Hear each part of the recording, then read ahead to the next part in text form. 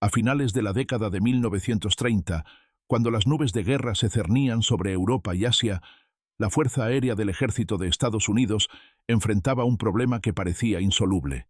Querían un interceptor de alta altitud capaz de subir más rápido y volar más alto que cualquier avión enemigo potencial.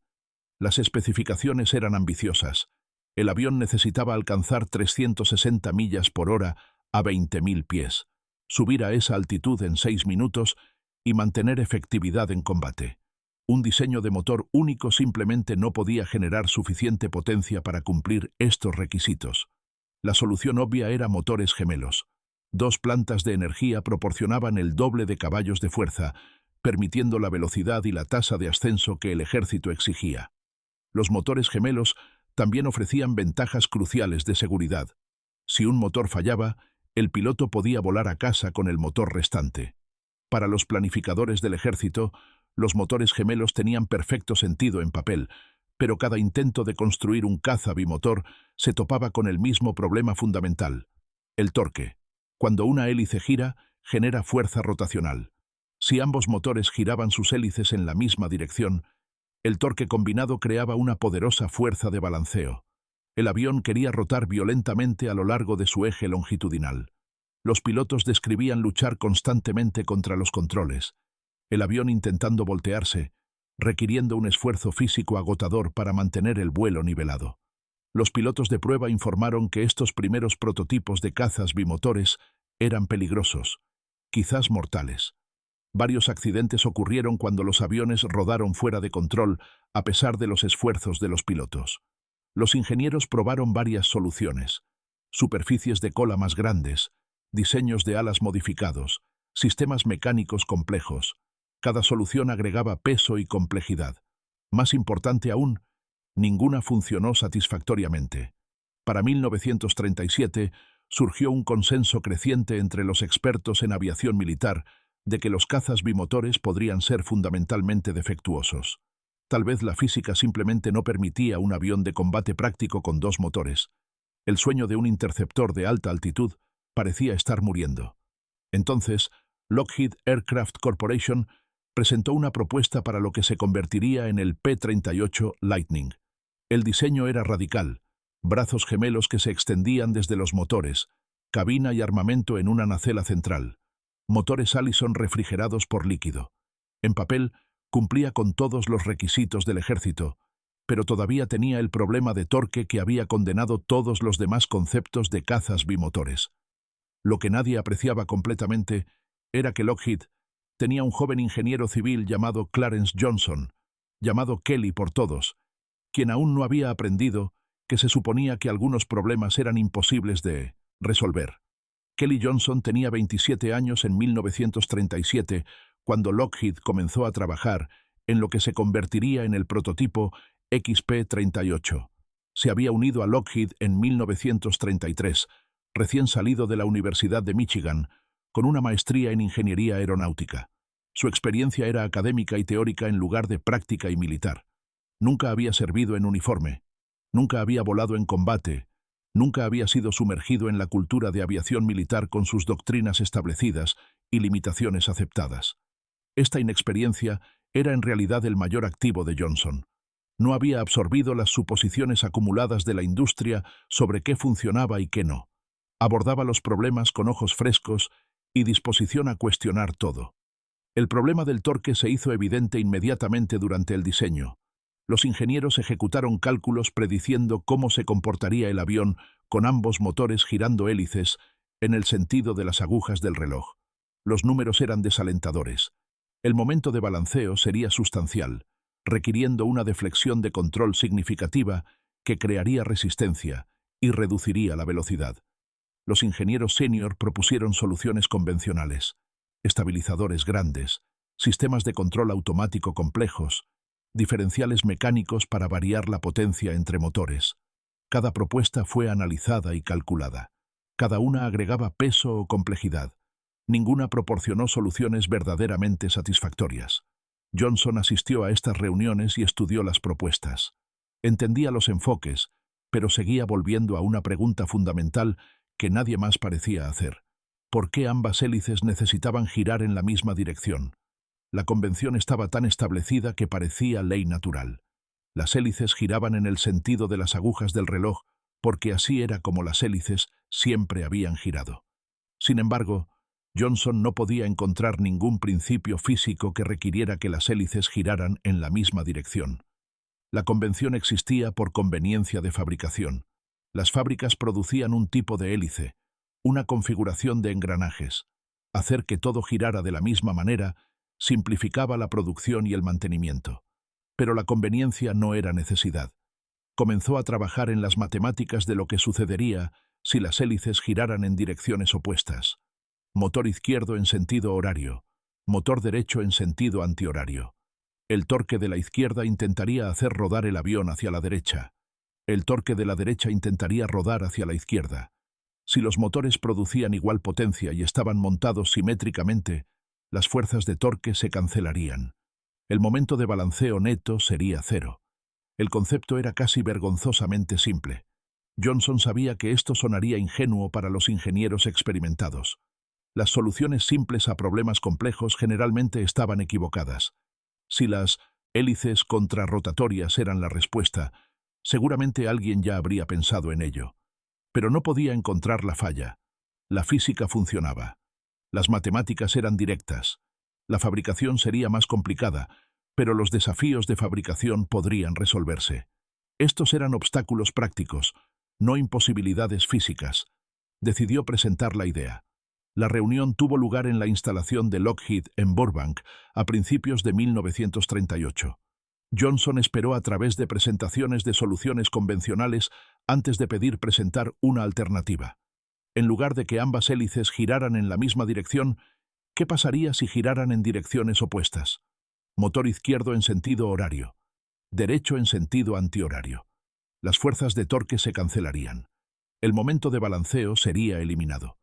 El silencio que siguió no fue contemplación impresionada, sino ingenieros experimentados tratando de determinar si su joven colega hablaba en serio. Las hélices contrarrotatorias parecían simplistas. Seguramente tenía que haber una razón por la que esto nunca se había hecho. Las preguntas vinieron rápidamente, escépticamente. Las hélices contrarrotatorias significaban diseños completamente diferentes para los lados izquierdo y derecho. La fabricación necesitaría componentes de imagen espejo. Los sistemas de inventario rastrearían piezas para la mano izquierda y la mano derecha. Las tripulaciones de mantenimiento necesitarían diferentes procedimientos para cada motor.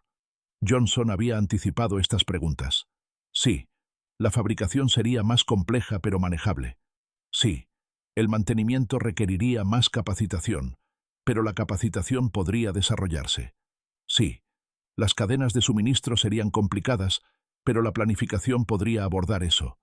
La operación de un solo motor sería en realidad más fácil, porque no habría momento de balanceo residual para combatir. Mostró sus cálculos. El torque de un motor Allison generaba un momento de balanceo específico. El torque del segundo motor girando en sentido opuesto generaba un momento igual y opuesto. La suma era cero. Los ingenieros senior examinaron el trabajo de Johnson buscando errores. No encontraron ninguno. Los cálculos eran correctos. La física era sólida.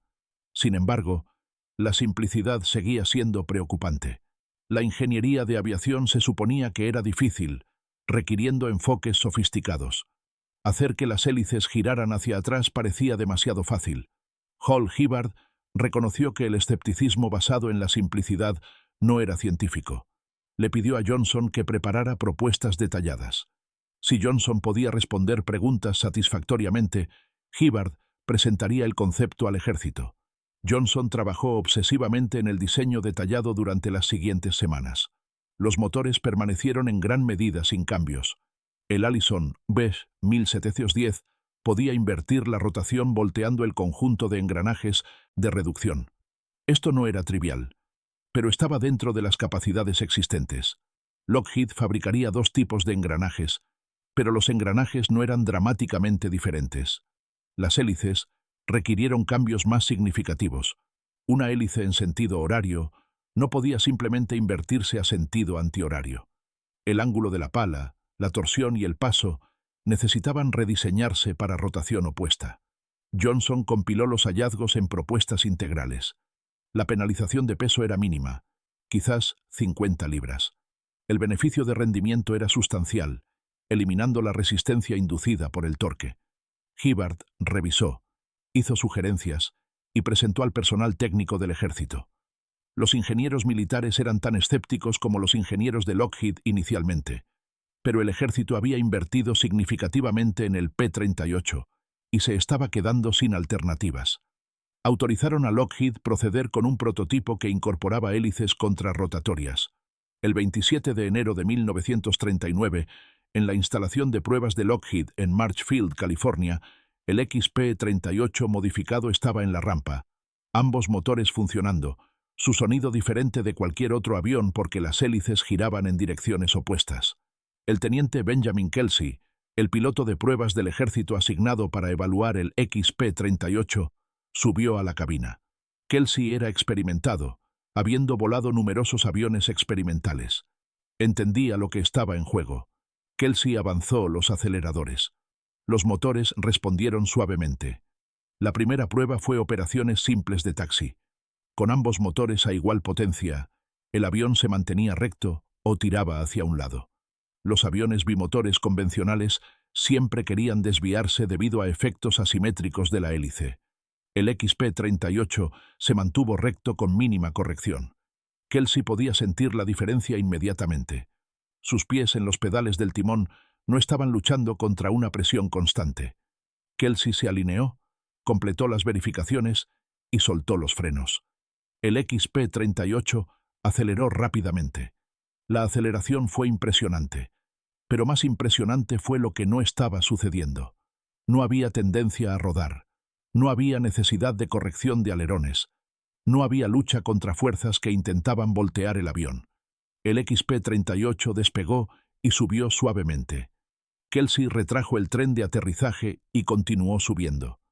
Comenzó pruebas de manejo, giros, cambios de inclinación, variaciones de velocidad. A lo largo de todas las maniobras, el avión permaneció estable y receptivo. Luego Kelsey probó el escenario más problemático.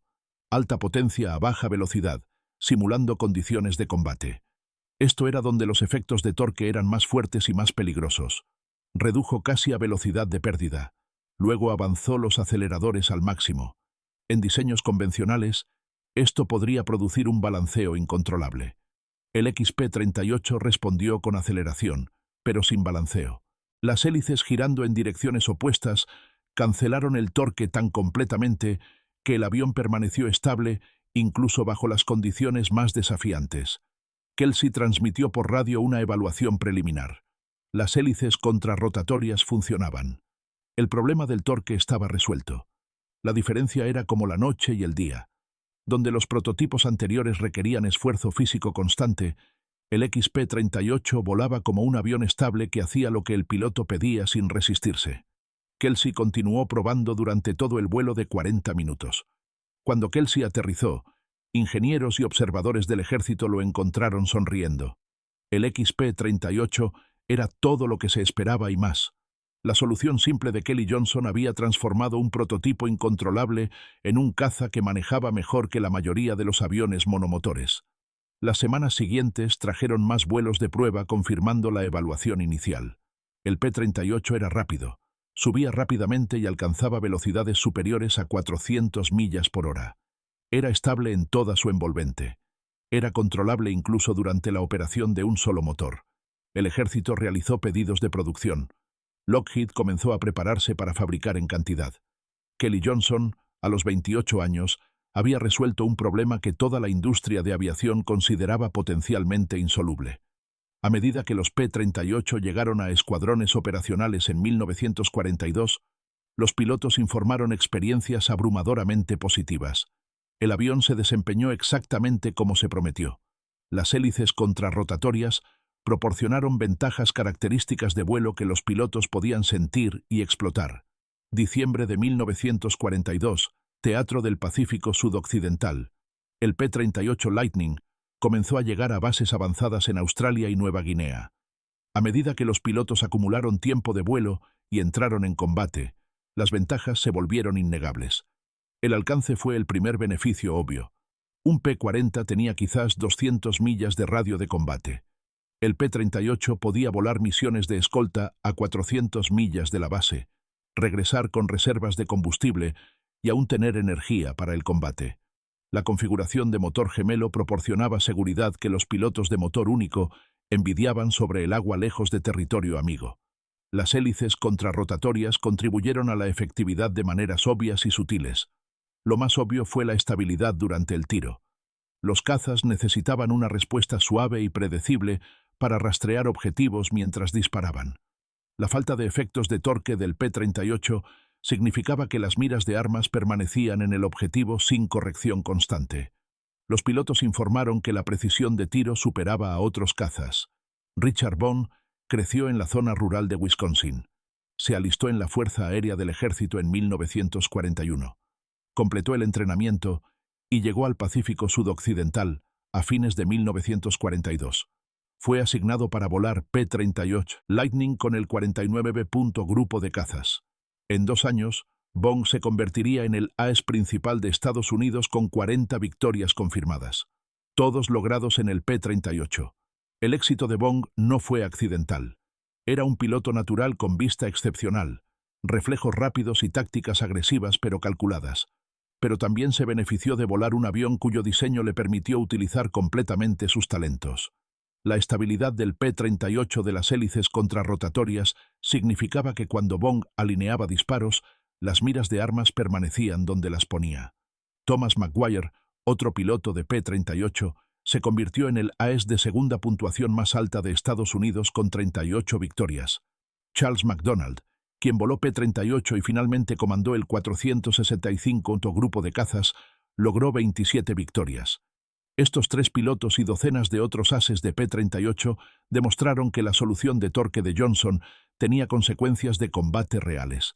Las hélices contrarrotatorias no eran solo características de ingeniería interesantes, eran ventajas tácticas que los pilotos hábiles podían explotar para lograr superioridad aérea. Para fines de 1944, el P-38 había derribado más aviones japoneses que cualquier otro caza estadounidense en el Pacífico. Los pilotos japoneses evitaban el enfrentamiento cuando era posible, reconociendo que los P-38 volados por pilotos hábiles eran oponentes extremadamente peligrosos. El avión que los expertos militares una vez descartaron como poco práctico era ahora el caza dominante en el océano más grande del mundo. Cuando terminó la Segunda Guerra Mundial en agosto de 1945, el récord de combate del P-38 fue extraordinario.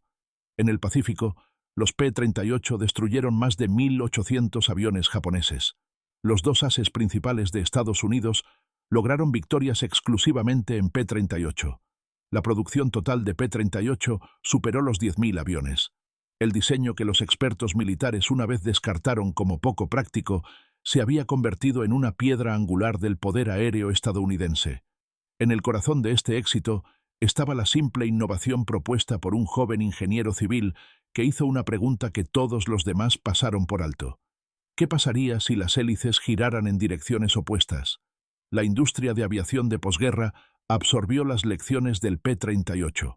Las hélices contrarrotatorias se probaron a sí mismas bajo las condiciones más exigentes imaginables.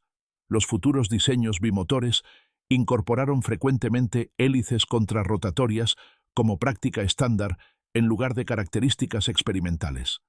La innovación que parecía radical en 1938 se convirtió en sabiduría convencional para 1950. La lección más amplia se extiende más allá de la aviación o la ingeniería. Las innovaciones revolucionarias a menudo provienen de cuestionar suposiciones que todos los demás aceptan sin examen. La industria de aviación sabía que los cazas bimotores no podían funcionar porque el torque los hacía incontrolables. Este conocimiento se basaba en la experiencia y la sabiduría acumulada. También estaba equivocado, o más precisamente, incompleto. El problema del torque era real. Las soluciones convencionales habían demostrado ser inadecuadas. Pero la suposición de que estas eran las únicas soluciones posibles era falsa. Kelly Johnson tenía 27 años cuando propuso hélices contrarrotatorias. Había estado fuera de la universidad durante 4 años. No había acumulado décadas de experiencia enseñándole lo que era imposible. Su juventud y relativa inexperiencia eran en realidad ventajas. No había aprendido a descartar soluciones simples. Estaba dispuesto a desafiar suposiciones que ingenieros mayores y más experimentados aceptaban sin cuestionar. El éxito del P-38 demostró que la simplicidad no es simplista. Las hélices contrarrotatorias eran simples en concepto, pero la simplicidad provenía de comprender la física fundamental en lugar del pensamiento superficial. El milagro del P-38 no fue tecnología complicada o recursos masivos. Fue la voluntad de cuestionar lo que todos sabían que era verdad y el coraje de perseguir una respuesta que parecía demasiado simple para ser correcta. A veces, las innovaciones más profundas son las más simples. A veces, la solución loca es la que funciona. Y a veces, todo lo que se necesita para cambiar la historia es hacer una pregunta que nadie más pensó en hacer. ¿Qué pasaría si giraran hacia atrás?